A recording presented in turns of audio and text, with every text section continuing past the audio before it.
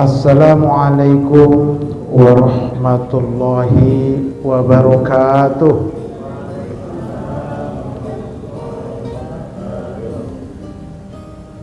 Innal hamdalillahi nahmaduhu wa nasta'inuhu wa nastaghfiruh wa na'udzu billahi min syururi anfusina wa min sayyiati a'malina may yahdihillahu fala mudhillalah wa may yudlil fala hadiyalah.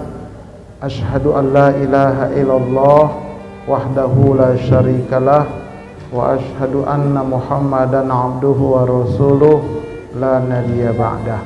Amma ba'd. Bagaimana kabar bapak-bapak, ibu-ibu? Sehat semua? Alhamdulillah. Mudah-mudahan kita semua dijadikan Allah menjadi hamba-hamba Allah yang pandai bersyukur. Amin ya rabbal alamin. Salawat dan salam semoga Allah sampaikan keharibaan Nabi kita Muhammad sallallahu alaihi wasallam.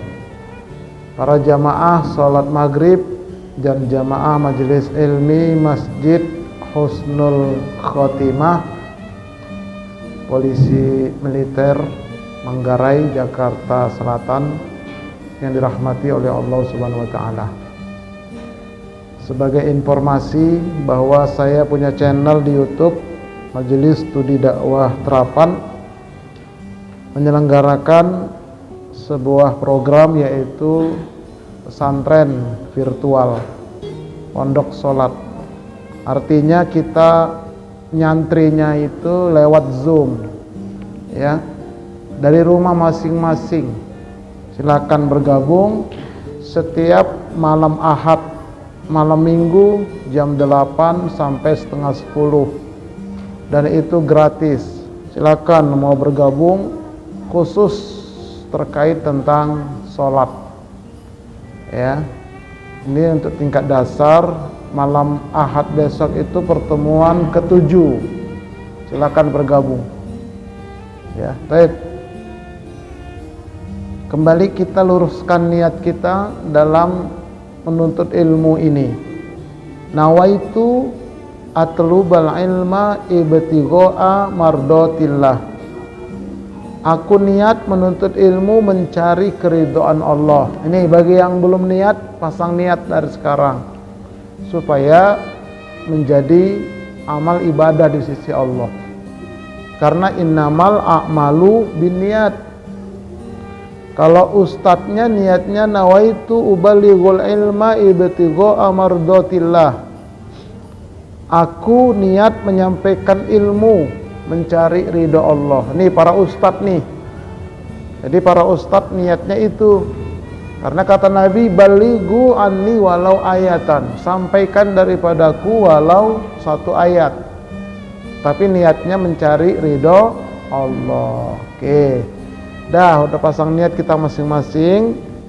Kenapa? Karena salah satu yang memudahkan kita ke surga itu adalah dengan hadirnya kita ke majelis ilmu.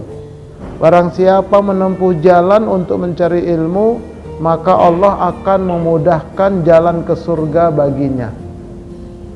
Jalan ke surga itu susah, Bu. Sulit.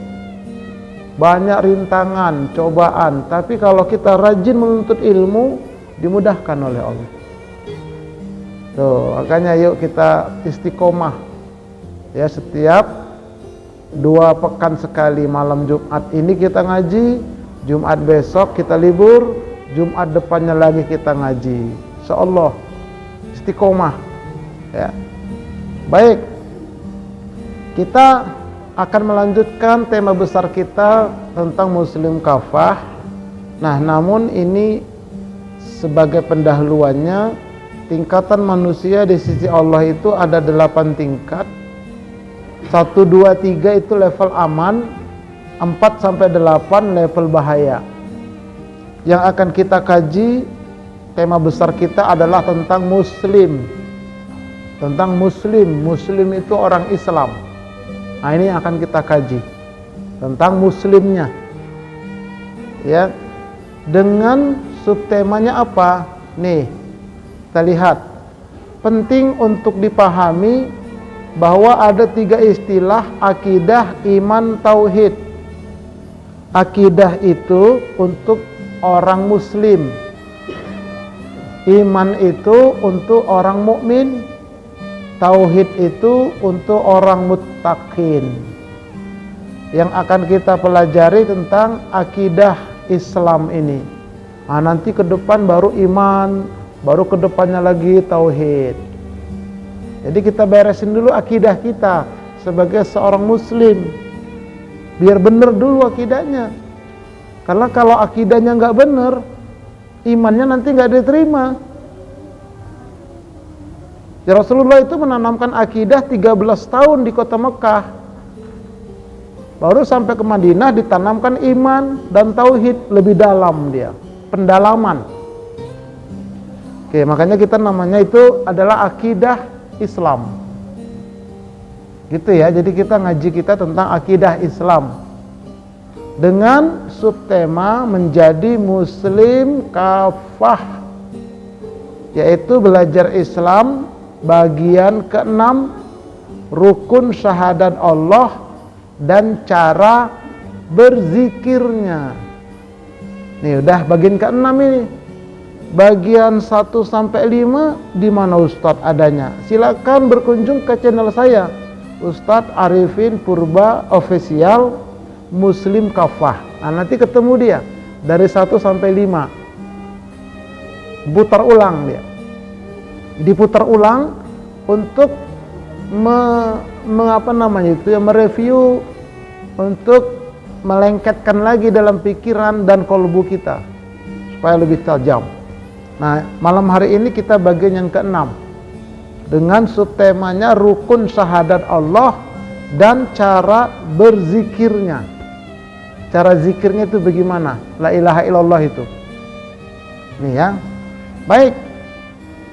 Seorang muslim wajib mengetahui dan mengamalkan syahadat. Ya, ini kan kita di salat ada syahadat tuh. Asyhadu alla ilaha illallah wa asyhadu anna Muhammad dan Rasulullah. Itu syahadat itu, syahadatain. Nah, tapi yang kita pelajari sekarang baru syahadat Allah. Syahadat Rasul nanti belakangan. Nih, jadi seorang muslim ini wajib mengetahui tentang syahadat Allah dan syahadat Rasul yang setiap hari kita ucapkan. Banyak orang Islam tiap hari bersyahadat tapi nggak ngerti, nggak paham. Nah, makanya ini kita pelajari supaya kita ngerti, paham, yakin, ngamalkan. Nah, begitu. Oke ya, kita lihat makna syahadat. Apa sih artinya syahadat, Ustadz? Nah, kita selalu bersyahadat. Apa sih makna syahadat itu? Jadi syahadat ini bahasa Arab, Bu. Ya. Kalimatnya itu asyhadu. Kalimatnya asyhadu. Itulah syahadat. Apa sih makna asyhadu? Nah, makna asyhadu itu ada 3 artinya. Ada 3. Dan 3-tiganya ini beda-beda dia. Ya. Mari kita lihat. Yang pertama, asyhadu sekedar pengakuan di lisan, di mulut. Inilah orang-orang munafik. Orang munafik itu selalu bersyahadat di mulutnya, tapi nggak sampai ke dalam kolbunya, nggak sampai kepada jiwanya. Banyak ngakunya Islam, tapi syahadatnya cuma di lisan. Kenapa? Nggak ngerti dia. Nah, jangan sampai kita begitu sampai mati, bahaya. Nah, makanya Allah berfirman, a'udzubillahi minasyaitonirrajim, idza ja'akal munafiqun qalu nashhadu innaka la rasulullah wallahu ya'lamu innaka la rasuluh wallahu yashhadu innal munafiqina lakadzibun. Artinya, apabila orang-orang munafik itu datang kepada engkau, hai Muhammad, mereka berkata, kami mengakui bahwa sesungguhnya engkau benar-benar utusan Allah. Padahal Allah mengetahui bahwa sesungguhnya engkau benar-benar utusannya. Dan Allah menyaksikan bahwa sesungguhnya orang-orang munafik itu benar-benar orang pendusta. Nah, jadi orang munafik itu suka bohong. Mulutnya mengaku bahwa Allah itu sebagai Tuhan, Nabi Muhammad itu sebagai Rasul, cuman bohong. Omdong namanya itu, omong doang. Nah, itulah orang-orang munafik. Jadi orang munafik ini banyaknya itu, munculnya itu di kota Madinah. Selama Nabi dakwah di Mekah 13 tahun, belum ada orang munafik. Yang ada di situ orang musyrik, orang Yahudi, orang Nasrani, dan orang Islam, yang betul-betul Islam. Orang munafik belum ada. Tapi begitu pindah ke Madinah, nah baru banyak orang munafik. Kenapa? Masuk Islamnya niatnya udah lain.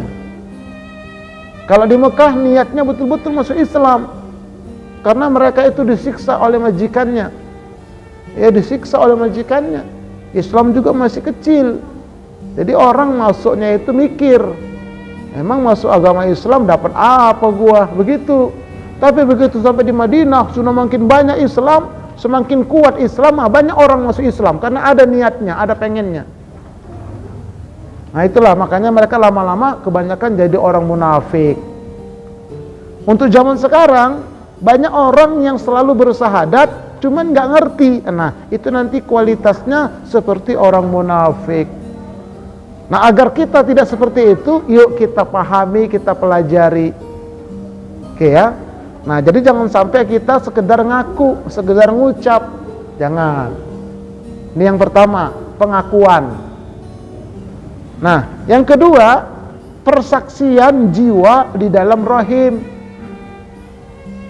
Allah berfirman, wa id akhadha rabbuka min bani Adam min zuhurihim dzurriyyatahum wa ashhadahum ala anfusihim alastu birabbikum qalu bala syahidna an taqulu yaumal qiyamati inna kunna an hadza ghafilin.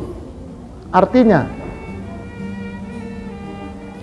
dan ingatlah ketika Tuhan engkau mengeluarkan keturunan anak-anak Adam dari sulbi mereka, dan Allah mengambil kesaksian terhadap jiwa mereka seraya berfirman, bukankah aku ini Tuhan kalian? Mereka jiwa-jiwa itu menjawab, benar, betul, engkau Tuhan kami, kami menjadi saksi. Allah lakukan yang demikian itu agar di hari kiamat kamu tidak mengatakan, sesungguhnya kami keturunan anak Adam tidak tahu menahu tentang hal itu, berpersaksian di alam rahim. Jadi begini Bapak Ibu sekalian, ada 13 alam persinggahan yang disinggahi oleh setiap manusia. 13 alam. Dunia ini alam yang ketiga. Dunia ini alam yang ketiga. Masih ada 10 alam di hadapan kita. Nah, dulu kita di alam yang pertama adalah di alam jiwa. Jiwa itu yang sedang ngomong dalam kolbu kita, itu jiwa itu. Nah, itu pengen ngaji, pengen gak ngaji, itu jiwa itu. Atau nyawa, itu yang akan mati, yang akan sakaratul maut. Kullu nafsin za'iqatul maut. Setiap jiwa kita akan mati, itu jiwa itu tuh. Beda dengan ruh. Kalau ruh itu hati nurani, ditiupkan oleh Allah ketika jabang bayi umur 4 bulan, sudah ada jiwa, ditiupkan lagi ruh. Nah, jadi sebelum jiwa ini masuk ke alam rahim, jiwa itu berada di alam jiwa. Alam pertama, dibukakan tirai, krek. Nah, jiwa ini lagi ngumpul ngelihat dunia yang indah. Ya Allah, aku pengen ke sana. Kita dulu begitu jiwa-jiwa kita. Aku pengen ke dunia. Tinggal di mana nanti? Tinggal di Manggarai. Sebelah mananya? Di komplek polisi militer. Nah, begitu tuh. Semuanya jiwa kita. Lalu Allah tanya, Betul, kamu mau ke sana, iya. Nah nanti kalau kamu ke sana, kamu bersaksi enggak aku Tuhanmu? Maka kata mereka, kata Allah, bukankah aku ini Tuhan kalian? Mereka mengatakan, ya Allah, kami menjadi saksi, engkau Tuhan kami.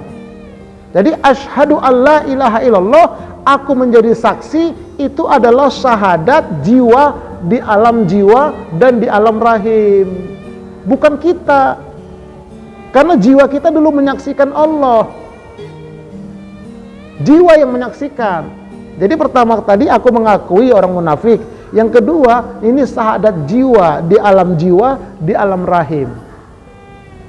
Nah, baru yang ketiga, ya, setelah jiwa diambil kesaksian dalam rahim, barulah ditiupkan ruh. Ini dalilnya. Rasulullah bersabda, sesungguhnya setiap orang dari kalian dikumpulkan dalam penciptaannya ketika berada di alam perut ibunya selama 40 hari pertama berupa air mani, kemudian menjadi alaqah segumpal darah selama 40 hari kedua, kemudian menjadi mudghah segumpal daging selama 40 hari ketiga, umur 4 bulan. Kemudian Allah mengirim malaikat dan diperintahkan untuk menetapkan 4 ketetapan, dan dikatakan kepada malaikat, tulislah amal rezekinya, ajalnya, sengsara dan bahagianya. Lalu ditiupkan ruh kepadanya. Tuh di alam rahim. Jadi kita ada ruh, ada jiwa. Tuh, ruh itu cahaya ilahi untuk menerangi jiwa. Nah, kalau kita selama hidup ini sering mendengarkan santapan rohani kayak begini. Ini santapan rohani supaya ruh kita itu memancarkan cahayanya kepada jiwa kita. Kalau nggak sering ngaji, maka jiwanya nanti gelap. Kenapa? Cahayanya nggak memancar. Nah ini nanti kita akan ketemu nanti kajian dalam itu tapi nanti lama itu. Kesana nanti arahnya. Ya, kalau orang bilang ngaji tasawuf, kesana nanti ngaji. Tapi ini kita dasar dulu, bentengnya dulu ini, pondasinya dulu. Nah itulah dia ya. Jadi syahadat jiwa di alam rahim. Maknanya aku bersaksi. Nah yang ketiga, pernyataan seorang muslim. Nah inilah maknanya untuk kita. Allah berfirman, syahidallahu annahu la ilaha illahu wal malaikatu wa ulul ilmi qa'iman bil qist la ilaha illahu al azizul hakim.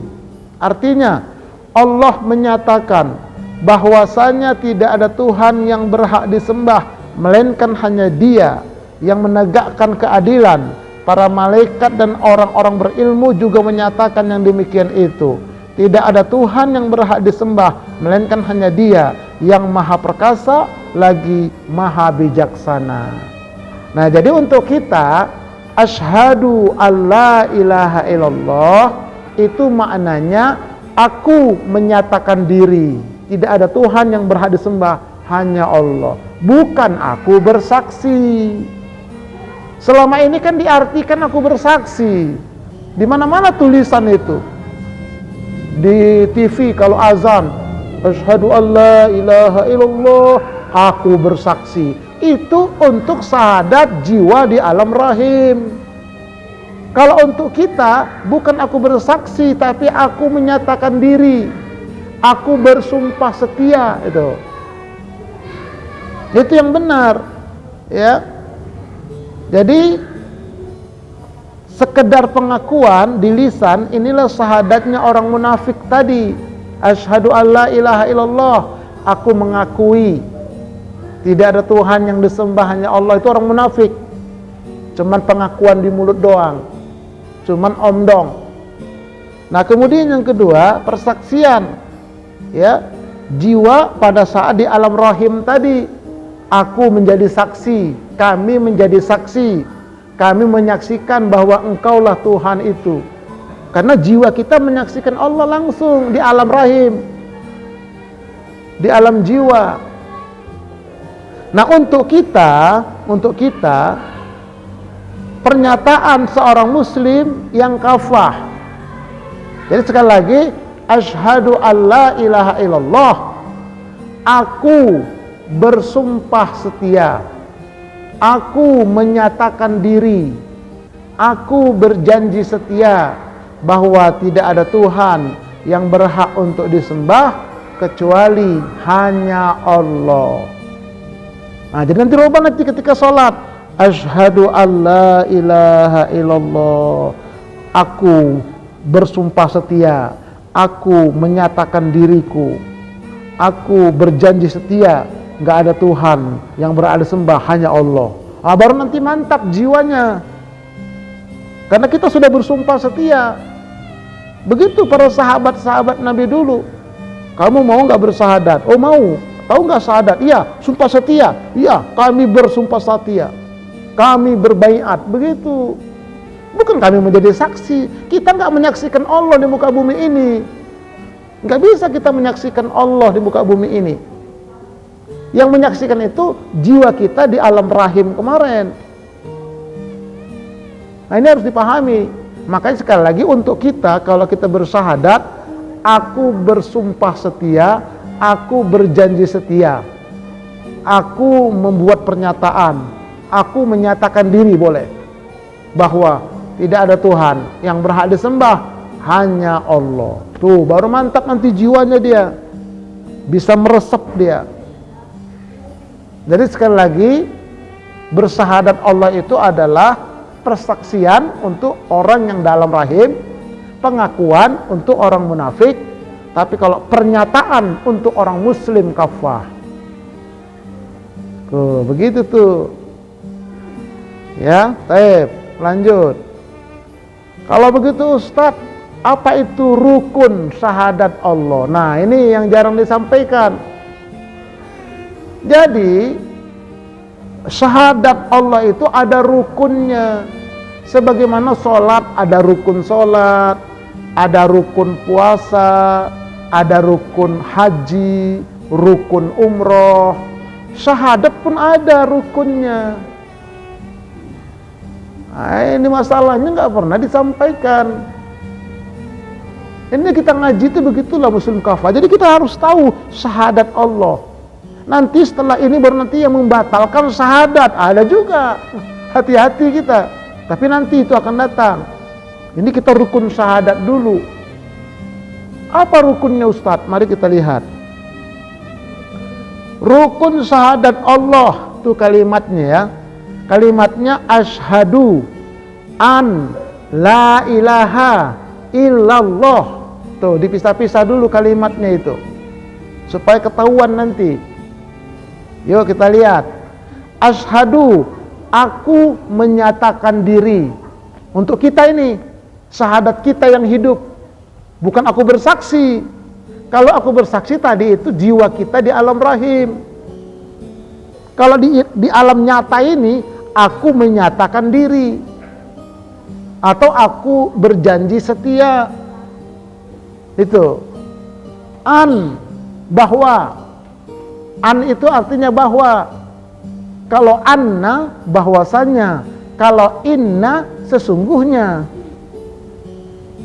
Kalau an bahwa, kalau in jika. Ini an artinya bahwa. Nah kalau nyambung menjadi Allah, idgham bila gunnah dalam ilmu tajwidnya. Nih. Jadi an itu artinya bahwa. Jadi aku menyatakan diri bahwa. Nah disinilah rukunnya. La ilaha. La ilaha itu disebut dengan rukun an-nafyu. Apa itu an-nafyu? An-nafyu itu artinya meniadakan Tuhan. T-nya huruf kecil. T-nya huruf kecil. Meniadakan Tuhan, Tuhan, Tuhan, Tuhan, begitu dia. Jadi selain Tuhan T besar, itu T kecil. T kecil kalau diulang-ulang, Tuhan, Tuhan, Tuhan, tuh jadinya. Tuh, nggak ada itu semua Tuhan-Tuhan kecil itu nggak ada. Bersihkan itu. Namanya an-nafyu, meniadakan. Nah, kemudian illallah. Illallah itu artinya rukun al-isbat. Al-isbat. Al-isbat artinya adalah menetapkan Tuhan itu hanya Allah. Inilah kajian-kajian orang-orang tua dulu. Ya, orang-orang tua dulu di kampung itu ngajinya begini nih. Cuman dalam format sifat 20. Ya kadang-kadang jangan belajar sifat 20 ntar gila lo, begitu. Ya metode penyampaiannya memang sih. Kalau cara menyampaikannya nggak hati-hati ya bisa menyimpang. Tapi ini kan kita hati-hati, pakai infocus. Ada slide-nya, ada powerpoint-nya saya buat. Ini buatnya nggak main-main. Butuh serius bikinnya. Nggak sembarangan itu bisa bikin itu. Begitu juga fontnya itu, tulisan Arabnya itu khusus itu. Fontnya itu, hurufnya itu huruf Quran Madinah. Jadi enak ditengok. Nggak kotak-kotak begitu, enggak.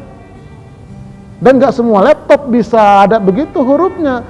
Materi ini pindahkan ke laptop lain, ngacak tulisannya. Karena nggak diinstal dia, nggak diformat. Ini kita format dia sebaik mungkin. Untuk apa? Menyajikan dakwah. Nah, jadi sekali lagi, la ilaha itu an-nafyu, artinya meniadakan Tuhan, T kecil. Illallah al-isbat, menetapkan Tuhan itu hanya Allah. Jadi la ilaha, tidak ada Tuhan, nggak ada itu semua. Illallah, hanya Allah itu Tuhan. Nah, begitu. Harus begitu kita, pernyataan diri kita. Jangan mengakui ada Tuhan lain, kafir, musyrik. Karena ya itu tadi di Mekah itu orang-orang jahiliyah banyak Tuhan, patung-patung macam-macam. Nah, datang Islam, nggak ada itu semua Tuhan, hanya Allah. Begitu. Nah, itu namanya rukun syahadat Allah. Ini ya, kita ini masih syahadat Allah, belum syahadat Rasul, belum, nanti nyusul. Jadi sistematik kita buat insya Allah. Ya, jadi ini syahadat Allah rukunnya 2. Apa rukun syahadat Allah? Yang pertama an-nafyu, yang kedua al-isbat. Itu dia rukunnya. An-nafyu itu meniadakan Tuhan, Tuhan kecil, T kecil. Al-isbat menetapkan Tuhan itu hanya Allah. Oke. Tuh, itu rukunnya ya. Lanjut. Sekarang rukun syahadat Allah kita lihat nih. Menafikan atau meniadakan atau membersihkan. Itu an-nafyu tadi. Menafikan atau meniadakan atau membersihkan. Kemudian rukun yang kedua, memasukkan atau menanamkan atau menetapkan. Itulah rukun syahadat Allah itu. Menafikan dan menetapkan, itu intinya. Membersihkan baru menanamkan. Itu rukun syahadat Allah. Jadi kalau nggak dibersihkan, ditanam, campur aduk dia. Campur aduk. Jadi dibersihkan dulu, nah baru ditanam. Oke, mari kita lihat. Dalam bentuk analoginya ya. Aku menyatakan diri bahwa tidak ada Tuhan yang berhak disembah kecuali hanya Allah. Nah, itulah dia kalimatnya. Kalau kita bersyahadat Allah, asyhadu alla ilaha illallah, aku menyatakan diri bahwa tidak ada Tuhan yang berhak disembah, hanya Allah. Jadi menyatakan diri, bukan bersaksi. Kalau bersaksi untuk jiwa di alam rahim tadi. Kalau mengakui itu orang munafik cuma di mulut doang.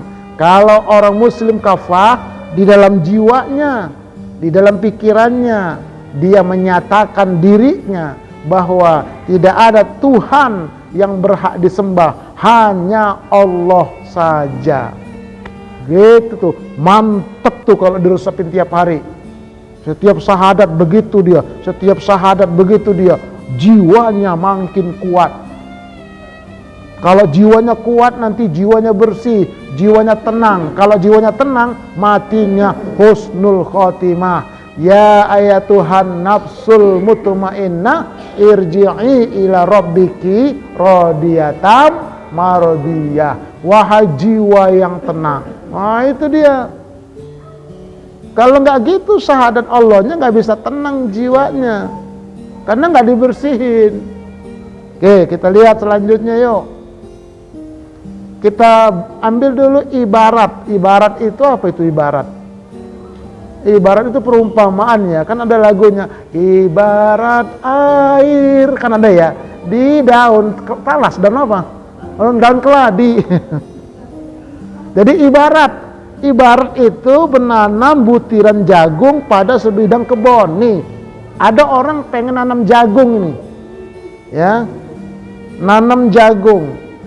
Sebelum jagung ditanam, sebidang kebun itu dibersihkan lahannya dari batu-batu dan dari ilalang-ilalang. Dipacul dulu kan gitu ya? Iya Bu ya?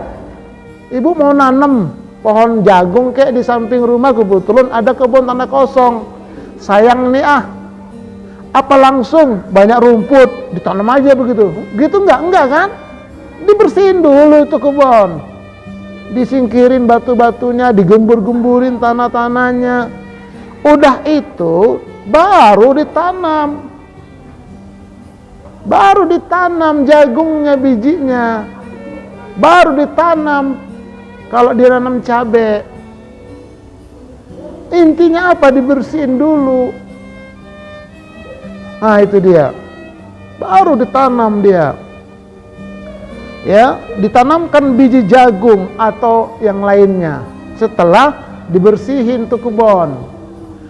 Jiwa ini, kolbu ini ibarat kebun.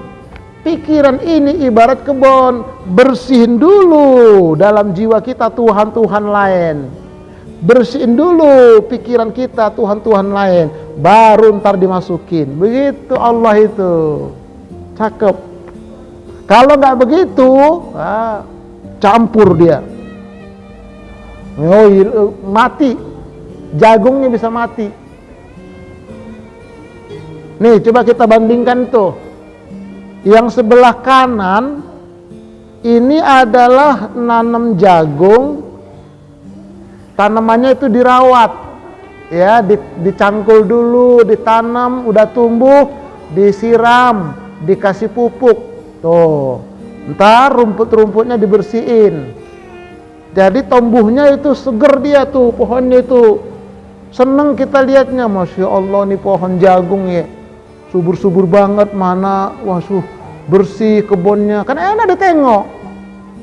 Coba yang ini tuh, tuh, kebunnya semak belukar. Kenapa? Karena tidak dirawat. Tanam doang, nggak pernah ngaji dia, nggak pernah zikir dia. Ya akhirnya kurus imannya, akidahnya. Ini ngaji ini untuk ngebersihin itu. Baca Quran, ibadah lain itu untuk nyiram, mupuk. Apalagi ngaji santapan rohani kan ngecas iman dia. Begitu perbandingannya. Jadi intinya apa? Intinya syahadat Allah dan syahadat Rasul itu ibarat kita nanam pohonan di kebun. Sebelum ditanam, dibersihin dulu, baru ditanam. Nah begitu juga lah dalam diri kita. Yuk kita lihat nih, proses penanaman akidah itu tadi tuh, asyhadu alla ilaha illallah itu. Jadi prosesnya itu, nih perhatikan itu, bersihkan dulu pikiran kita dan jiwa kita, dibersihin. Dibersihin dari apa? Dibersihin dari macam-macam kotoran. Iya. Di sini kan ada piktor. Apa itu piktor? Pikiran kotor. Bukan nama orang, bukan. Kan banyak pikiran ngeres, negative thinking, Kemudian di dalam kolbu, jiwa, banyak pikiran, banyak kotoran-kotoran. Apa itu? Iri, dengki, tamak, rakus, pelit, medit, buntut kasir, korek, semelekehe, apa macam-macam itu semua. Itu penyakit-penyakit di sini. Dibersihin. Atau Tuhan-Tuhan lain. Di sini nanti banyak orang keyakinannya sama selain Allah, banyak loh. Ke kuburan, ke benda-benda keramat, ke jimat-jimat, ke orang-orang pintar menurut orang bodohnya, ke Gunung Kawi, Gunung Sindur, Gunung Sahari. Ada apa di sono? Nah, itu kotoran-kotoran kolbu, kotoran jiwa. Segala macam bentuk kesyirikan itu kotoran. Bersihin. Nah, setelah dibersihin, baru masukkan pada pikiran jiwa kita itu, apa yang dimasukin? Allah. Begitu caranya. Masukin Allah dia. Kalau enggak kita bersihin pikiran kita dari segala macam penyakit-penyakit pikiran, enggak dibersihin jiwa kita dari segala macam keyakinan-keyakinan, dimasukin Allah, ya hancur semua. Jadi kayak air campur minyak. Air campur minyak, kalau diminum orangnya mati. Kalau dimasukin ke motor, motornya mati. Nah, itu dia. Makanya harus dipisah antara air sama minyak. Begitupun ini. Dalam jiwa kita ini, antara kotoran-kotoran dengan Allah itu harus dipisah, dibersihin dulu. An-nafyu tadi itu bersihin semua, baru masukin Allah. Cakep kalau begitu. Itulah yang dilakukan Nabi dakwanya ketika di Madinah. Ketika di Mekah maksud saya. La ilaha illallah, la ilaha illallah, begitu. Baru orang ngaku asyhadu an la ilaha illallah. Itu Umar itu ketika syahadat di samping Ka'bah dia syahadat. Asyhadu an la ilaha illallah, begitu. Semua orang dengar. Yang mau ngelawan, ayo hadapin sama saya. Begitu Umar. Terang-terangan dia bersyahadat di sisi Ka'bah, dikumpulin orang-orang kafir Quraisy Makkah. Wah, begitulah dia. Nah, makanya kebanyakan orang Islam sudah bersyahadat Allah, pertama nggak ngerti rukun syahadat, yang kedua pikiran dan jiwanya masih kotor dengan macam-macam tadi itu. Oke. Penerapan syahadat Allah, bagaimana kita ngeterapinnya ini? Menerapkannya bagaimana? Karena kan dakwah terapan itu. Nih, bersihkan pikiran dan jiwa kita dari segala macam kotoran, yaitu hawa. Apa itu hawa? Hawa ini adalah keinginan yang tidak terkendali oleh syariat. Makan banyak, kondangan nasinya munjung. Di dalam nasi itu udah ada rendang 2, ada telur 2. Ditutupin sama nasi tuh. Nggak habis. Taruh di bawah bangku. Pas kondangan nyalamin amplop isinya goceng. Nah, itu namanya hawa. Bukan nafsu, hawa. Kalau nafsu jiwa. Nah, itu hati-hati ya. Kalau masih kayak begitu jiwanya, maka ditanamkan Allah nggak bakal tumbuh dia di sana. Karena Allah itu maha suci. Dia harus betul-betul berada pada tempat yang suci. Bersih pikirannya. Nah, setan keluarkan penyakit-penyakit kolbu tadi itu. Iri, dengki, tamak, bersihin. Nah, kemudian Tuhan-Tuhan berhala tuh, ada orang bertuhan kepada benda, bertuhan kepada jabatan, pangkat jabatan, bertuhan kepada duit, kekayaan. Nah, itu harus dibersihkan. Jin, apalagi jin ini, khodam. Ya, ada jin korin, ada jin tempelan, ada jin kiriman pakai tiki. Nah, bukan maksud kirim ada pakai santet. Bisa dikirim pakai santet. Ada jin undangan ngelmu, nih hati-hati ngelmu itu. Baca ini, baca misalnya ya kohar, ya kohar, ya kohar, dibaca 1000 kali. Datang jin namanya kohar. Itu namanya jin undangan. Iya, syirik itu ngelmu namanya. Nah, kemudian apalagi? Hubud dunia, cinta dunia. Kenapa? Nempel ke dalam jiwanya dunia. Ciri-ciri orang hubud dunia bagaimana?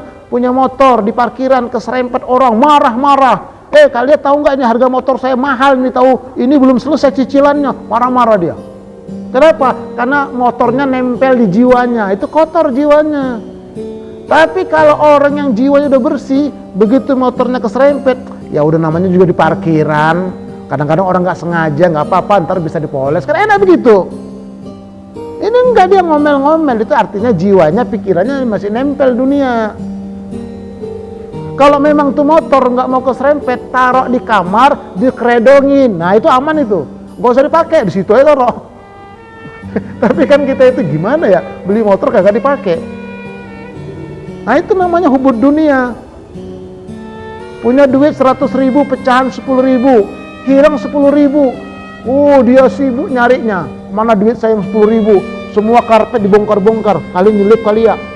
Lipatan baju dibuka-buka, padahal sudah disetrika, malah tahu nempel di kantongnya. Semua orang ditanya-tanya, padahal masih punya 90.000. Yang hilang 10.000. Sibuknya, itu namanya hubud dunia. Jiwanya masih nempel dunia. Jadi kalau memang dia udah nggak nempel, 10.000 hilang, ya mungkin ini teguran dari Allah. Barangkali saya selama ini kurang sedekahnya. Kan begitu harusnya.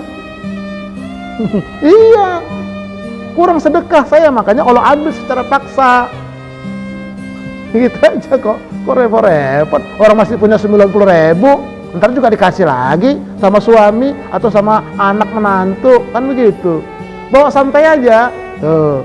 Nah kemudian apalagi? Takut mati. Takut mati apalagi waktu musim kopat-kapit kemarin. Takut banget orang mati. Salaman aja pakai siku. Kalau enggak pakai kaki salaman. Sholat aja pakai jarak-jarak. Kenapa? Takut mati. La ilaha illallah Muhammad Rasul.